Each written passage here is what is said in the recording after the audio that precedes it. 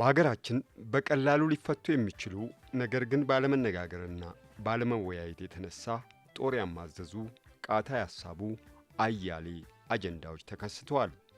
በአንድ ጥላ ስር መክሮ ችግሮችን መፍታት የሚያስችል ሀገር በቀል ባህል ቢኖርም በትክክል ባለመጠቀማችን እንደ ሀገር ዋጋ አስከፍሎናል። በየጊዜው ብቅ ጥልቅ እያሉ የግጭት እርሾ የሆኑ አጀንዳዎችን በመለየት ሀገራዊ መግባባትን ለመፍጠር የምክክር ኮሚሽኑ ከተቋቋመ አንስቶ አካታችና ሁሉን አቀፍ ምክክር ለማካሄድ እየሰራ ይገኛል።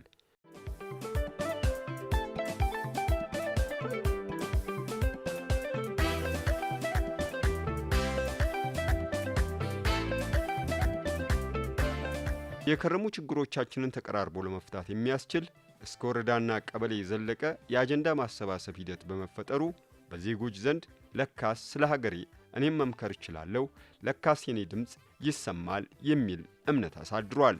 ይህም ችግሮችን በመነጋገርና በመመካከር መፍታት እንደሚቻል ለትውልዱ ማሳየት ተችሏል።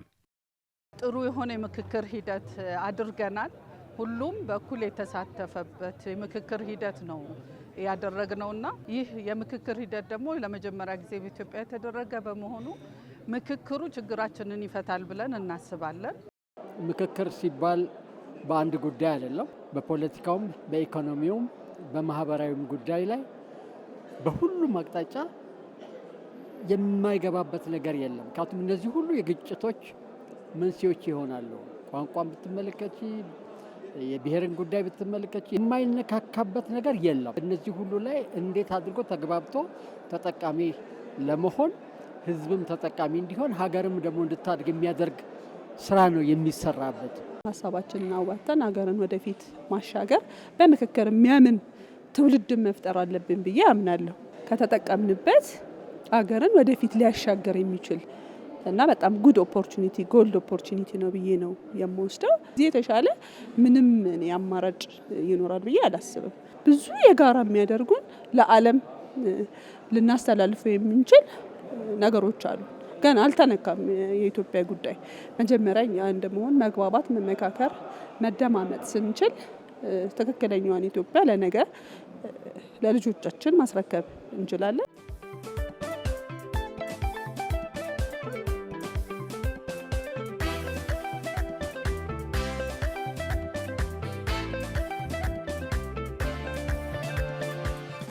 ኮሚሽኑ ከሀገር ማዶ ተሻግሮ ሁሉንም ኢትዮጵያውያንና ትውልደ ኢትዮጵያውያንን በምክክሩ እንዲሳተፉ ረጅም መንገድ መጓዙ ሁሉም ዜጋ በሀገሩ ጉዳይ ቀናዊ በሆነ መንገድ እንዲሳተፍ ማድረጉ ምን ያህል ለዜጎች ድምፅ እንደሰጠ አመላካች ነው። ዓለም አቀፍ ተሞክሮችን በመቀመርና ሀገር በቀል እውቀቶችን በማዋሃድ ዜጎች እንደ ሀገር ያልተግባቡባቸውን መሠረታዊ ጉዳዮች በነጻነት የሚገልጹበት ሕዝባዊ መድረክ በመፍጠር የተሳታፊ ልየታና የአጀንዳ ማሰባሰብ ስራዎችን በልዩ ትኩረት ማከናወን ችሏል። የሀገር ጉዳይ የጋራ ጉዳይ ነው የሚል መርህ ነው የተያዘው። በሀገር ጉዳይ ሁሉም ዜጋ እኩል ድምፅ ሊኖረው ይገባል። የሁሉም ዜጋ ፍላጎት፣ ስሜት፣ ከንሰርን መደመጥ አለበት የሚል ነው። ይሄ ሲሆን አለመግባባቶች እየቀነሱ እንደዛም ሆኖ እየጠፉ ይሄዳል። ነገር ግን የሀገር ጉዳይ የተወሰኑ ዜጎች የተወሰኑ የህብረተሰብ ክፍሎች ጉዳይ በሚሆንበትና በነሱ ሰፈር ብቻ በተወሰነ ደረጃ ተከልሎ በሚቀርበት ጊዜ የሚሰጠው መፍትሄ ዘላቂም አይሆንም፣ አገር አቀፍም አይሆንም። አሁን በኢትዮጵያ የብሔራዊ ምክክር ሂደት እየታየ ያለው ነገር ግን በአጠቃላይ ብሔራዊ ምክክሩን አገራዊ ሁሉም ዜጋ የሚሳተፍበት ሁሉም ያገባኛል የሚለው ዜጋ የሚነጋገርበት የሚወያይበት አድርጎታል።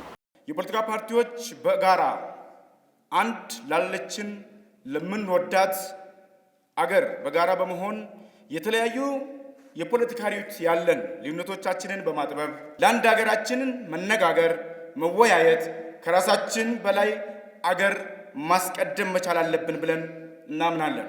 ጥቂት ፓርቲዎች ነበሩ ከኛ ጋር አብሮ ይሰሩ የነበሩ። በኋላ ሂደታችን ካዩ በኋላ ህዝቡ ተሰባስቦ ሲነጋገር አዲስ የፖለቲካ ባህል የተፈጠረ መሄዱን ሲገነዘቡ ላይ ፓርቲዎች አካታች መሆኑንም እንደ ራሳቸው ሲረዱ እነሱም ከኛ ጋር በመቀላቀል አብሮ መስራት ጀመሩ። ይህ በራሱ ትልቅ የሚያበረታታ ለኢትዮጵያም ትልቅ ተስፋ የሚሰጥ ነው።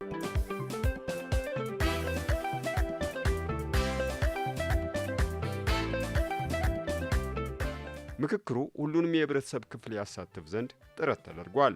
የሰላም መደፍረስ ያለባቸው አካባቢዎች ተገፍተውና ተዘንግተው እንዳይቀሩ የተለያዩ አማራጭ መንገዶችን በመጠቀም ሁሉንም አሳታፊ የሆነ መድረክ ለመፍጠር ጥረቶች ተደርገዋል። ከ11 ክልሎች፣ ከ2 ከተማ መስተዳድሮች፣ ከፌዴራል ተቋማት እና እንዲሁም በውጭ ከሚኖሩ ኢትዮጵያውያን በበይነ መረብና ገጽ ለገጽ በመገናኘት አጀንዳዎችን በሄደባቸው ሀገራት ሰብስቧል እና ለዋናው ጉባኤ የሚሆኑ ተመራጮችን ማስመርጠዋል። ስለዚህ ለዋናው ጉባኤ የሚሆኑ ተመራጮች ተመርጠዋል፣ አጀንዳዎች ተሰብስበዋል።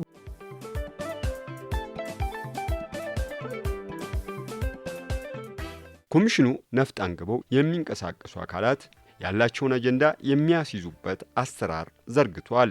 ይህም ሁሉንም አካላት ለማሳተፍ የሄደበት ርቀት ምን ያህል እንደሆነና ገለልተኛ ሆኖ ሲንቀሳቀስ እንደነበር ማሳያ ነው።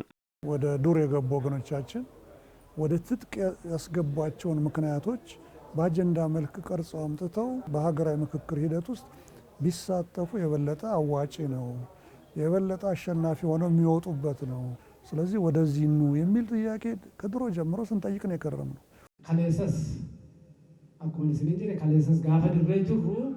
ትላንት ወደ ትጥቅ የገባ ነው ጥያቄ አለን በማለት ነበር።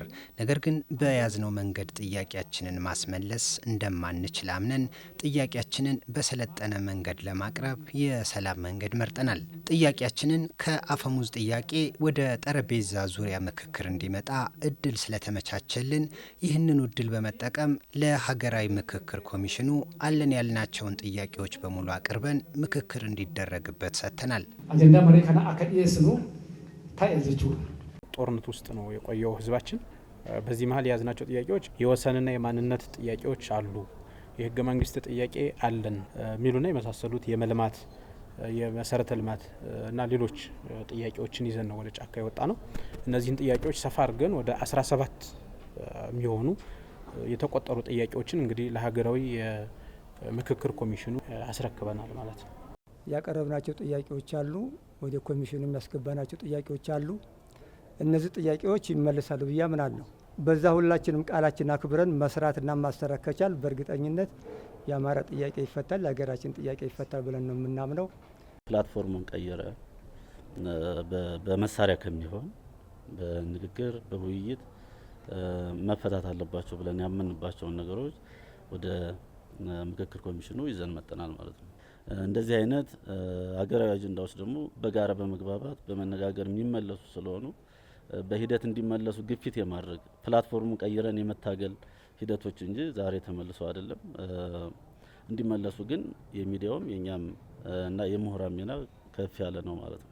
ከአማራ ፋኖ ጋር ተገናኝተን እስከ 17 አጀንዳዎች ሰጥተዋል። በተመሳሳይ ኦሮሚያም ክልል ታጣቂዎች አዳማ ባደረግነው ህዝባዊ አጀንዳ ማሰባሰብ ሂደት ላይ አጀንዳዎቻቸው ሰጥተዋል። ትግል ውስጥ የነበሩ ወጣቶች የተሻለ መንገድ ነው ብለው ስላመኑበት መጥተው ተሳትፈዋል። ጊዜ ወስደው ቀናት ወስደው ምኞታቸውን፣ ህልማቸውን፣ ስጋታቸውን ሰጥተውናል።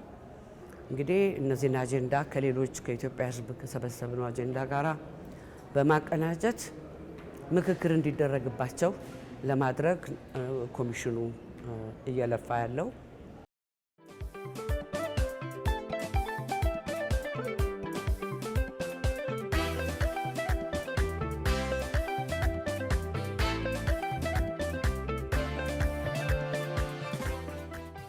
ኮሚሽኑ በስትራቴጂያዊ እቅዱ መሰረት የአጀንዳ ማሰባሰብ የመለየትና የመቅረጽ ተግባራትን በስኬት በማጠናቀቅ የመጨረሻው ምዕራፍ ላይ ደርሷል። በጉባኤ ላይም ቀደም ሲል በህዝቡ የተመረጡ ከ4000 በላይ የህዝብ ተወካዮችና ባለድርሻ አካላት የሚሳተፉበት ሲሆን በተለዩ 8 አጀንዳዎች ላይም ሰፊ ውይይት ያደርጋሉ ተብሎ ይጠበቃል።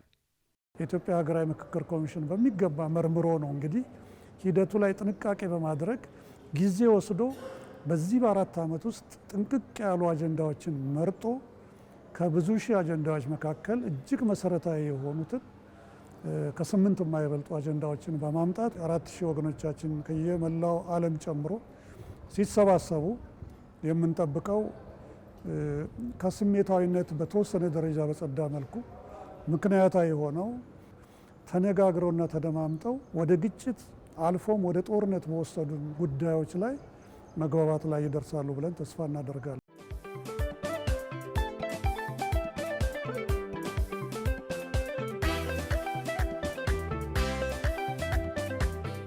ጉባኤው ሀገራዊ መግባባትን ለመፍጠርና ጠንካራ ሀገረ መንግስትን ለመገንባት የመነጋገርና የመደማመጥ ኢትዮጵያዊ እሴትን ለመመለስ ብሎም በሀገራችን የተረጋጋ የፖለቲካ ስርዓት እንዲፈጠር የሚያግዝና ልዩነቶችን በሰለጠነ መንገድ የመፍታት ባህል እንዲዳብር የሚረዳ በመሆኑ ምክክሩ እንዲሳካ ኢትዮጵያውያን ባለቤት ሆነው እንዲሳተፉና የሚጠበቅባቸውን ግዴታ እንዲወጡም ይጠበቃል። ሁላችንም ከጠበበ የቡድን ወይም የግል ፍላጎት ወጥተን ለሀገር ሰላምና ለቀጣዩ ትውልድ ዕጣ ፈንታ ስንል በቅንነት፣ በወደ ሰፊነት፣ በሐቀኝነት እንድንመክር ጥሬን በአክብሮት አቀርባለሁ። በዚህ የምክክር ሂደት ያለንበትን ቀይ ሳይሆን ትልቋን እምዬ ወይም አዴ ኢትዮጵያን ማዕከል እንድናደርግ አሁንም በታላቅ ትህትና እመክራለሁ።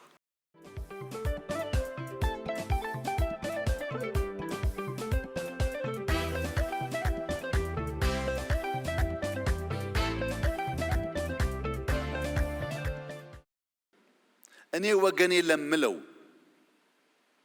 ለኔ ከባቢ ብላችሁ ሳይሆን ለኢትዮጵያ ብላችሁ እንድትመክሩ በታላቅ ትህትና አደራ ልላችሁ ፈልጋለሁ። ለዛሬ አትምከሩ፣ ለነገ ምከሩ። ለናንተ አትምከሩ፣ ለልጆቻችሁ ምከሩ። አሁን የምንመካከረው ስለ ትናንትናው አይደለም። የትናንትናን ችግር ፈተን ለነገ መልካም መሰረት ለማኖር ነውና እያንዳንዱ ተወያይ እያንዳንዱ ተወካይ ልጆቹን እያሰበ ለመመካከር የወሰነ መሆን አለበት።